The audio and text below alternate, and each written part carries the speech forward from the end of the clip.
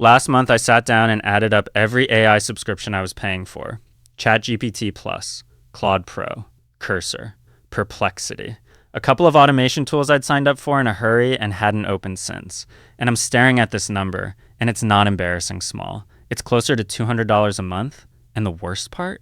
Half of these tools are solving problems I could solve once and be done with, if I just took an afternoon to look at what's actually out there for free.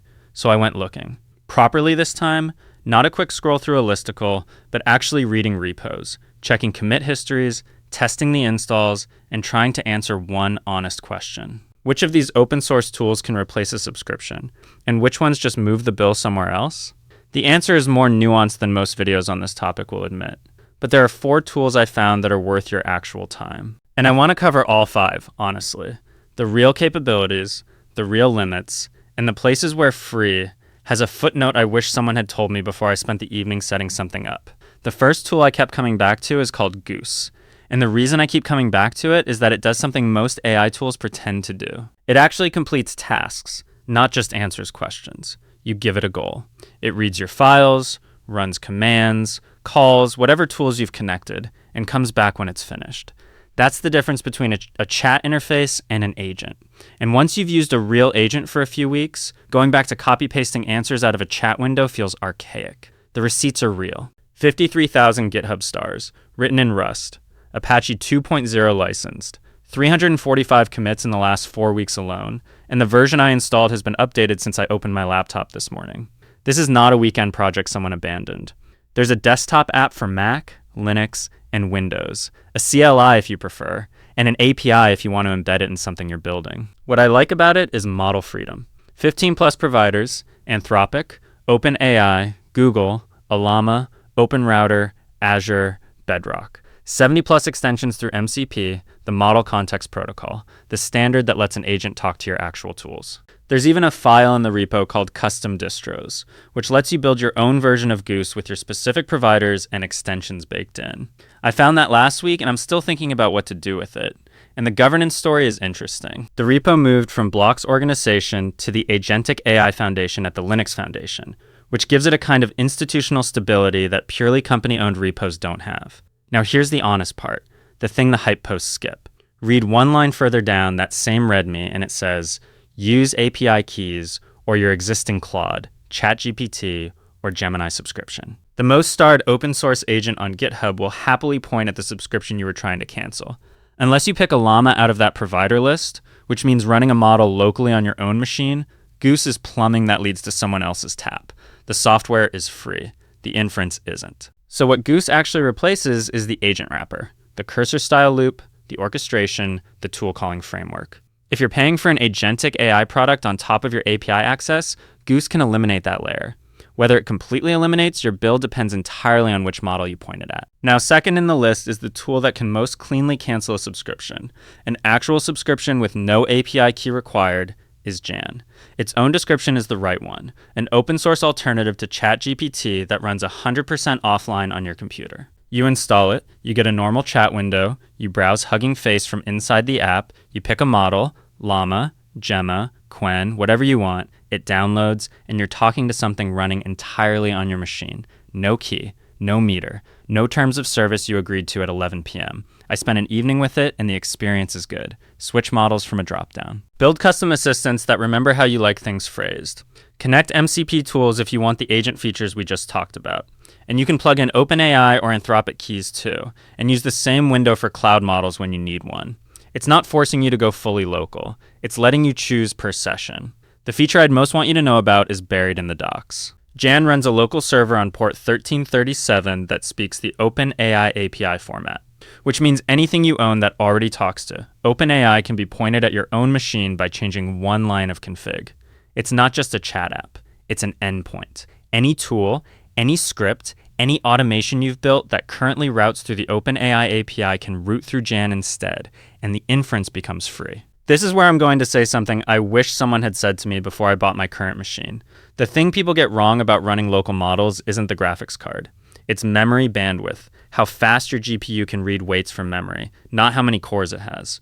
We did a whole video on this, and the short version is, a machine with a lot of memory but slow bandwidth produces a model that feels like a slideshow, regardless of how many gigabytes of RAM it has. Before you buy anything to run Jan on, watch that video first. I made the wrong call once, and it cost me both the machine and the lesson. Okay, this next one has a name that is doing enormous work. Money Printer Turbo. Let's look past the name and at what it actually does, because the architecture is interesting, and the limits are worth knowing before you spend an afternoon on it. You type in a topic. An LLM writes a script. The tool pulls keywords from that topic, searches stock video libraries, Pexels, Pixabay, Cover, downloads matching footage, generates a voiceover using Edge TTS or 11 Labs or Azure, burns in subtitles, drops music underneath, and renders everything with FFmpeg. Vertical format for shorts, landscape if you want, batch mode for 10 videos at once, and one-click publishing straight to TikTok, Instagram, and YouTube Shorts. 114,000 stars, 17,000 forks. MIT licensed. Last released 10 days ago. More popular than most of the frameworks you use at work, which is not what I expected when I first saw it. The appeal is real. Look at what that pipeline replaces. A script tool, a stock footage subscription, a voiceover subscription, a captions tool, a scheduler. 4 or 5 small SaaS bills, and you own the workflow instead of renting access to it. That's worth exploring if that's your use case. Now the honest footnotes, because free needs some asterisks here. First, it needs a paid LLM API key to write the script and a Pexels key for the footage. The software is free, the inference isn't. Second, and I noticed this in the README, Section 2 is a thank you to a sponsor with an affiliate link and a promotional offer for their API credits. The free MIT license tool that replaces your subscriptions is itself monetized by the API vendor it needs you to use. Not scandalous, just worth knowing before you read a README as a product review. Third, and this is the limit I'd want you to know about before you commit time to it. Someone tested this properly. He ran a crypto script about validators and staking. He got city traffic time lapses and blockchain animations from 2017. He ran one about opossums. Pexels has no opossum footage. It fell back to adjacent terms and played squirrels, cheetahs, and elephants over narration about opossums. His diagnosis was architectural. The script comes from the LLM, the footage gets fetched using a couple of generic keywords, and the two never actually talk to each other. Zero semantic synchronization between what's being said and what's being shown.